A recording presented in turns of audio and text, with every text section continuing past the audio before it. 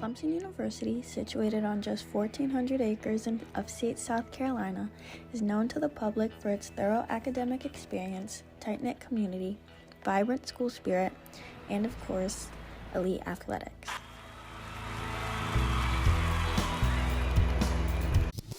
As perfect as the university may seem to the public eye, students, visitors, and even faculty have collectively agreed on one major flaw: the remarkably insufficient amount of available parking provided by the school.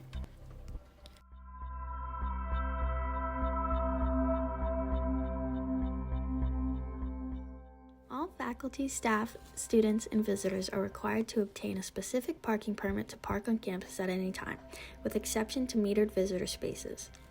Clemson offers many types of parking permits with varying costs, including those for residents, commuters, and employees, each space on campus represented by the color assigned to the specific permit. Due to the insufficient amount of parking spaces available to satisfy all of the motor vehicles at Clemson, some permits allow for the overlapping of specific spaces depending on the day or certain times throughout the day. Violations of permit rules result in hefty fines, possible towing of vehicles, and if an habitual violator, revoked parking privileges by Clemson's Parking and Transportation Services. 2021 showed that 59% of students at Clemson lived off campus. While this number does not signify the number of students that drive to school, it does give some insight into how many students travel to campus by some form of transportation. Students have expressed many concerns regarding the parking issues, some even having negative impacts on school performance.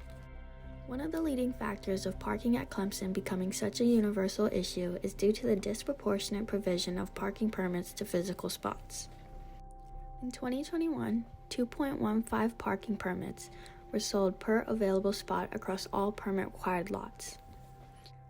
As a result of the demand for parking spaces exceeding the supply, commuters are forced to arrive at least 30 minutes earlier than necessary in hopes of getting a spot in one of Clemson's lots, or in most cases, stalking students who have just gotten out of class to their car.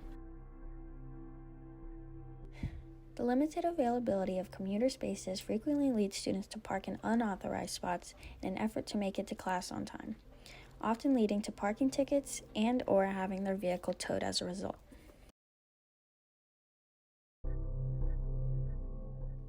While it may seem like a minor inconvenience, the insufficient available parking on campus has led students down a slippery slope.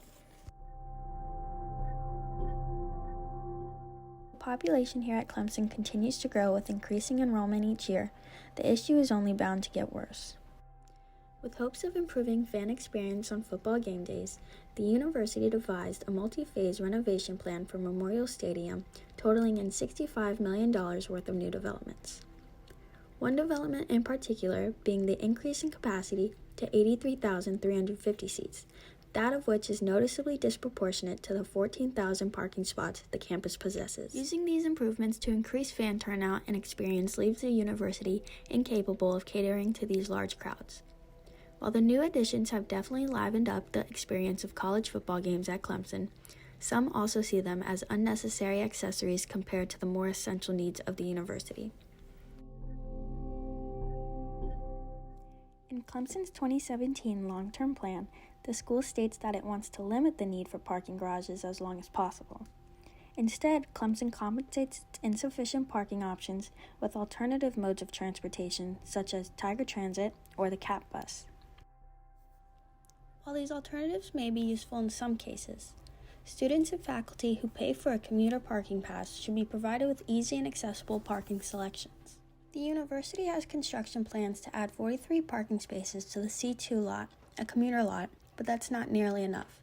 Clemson argues against a parking deck on account of the cost and unattractive look it would have on the campus.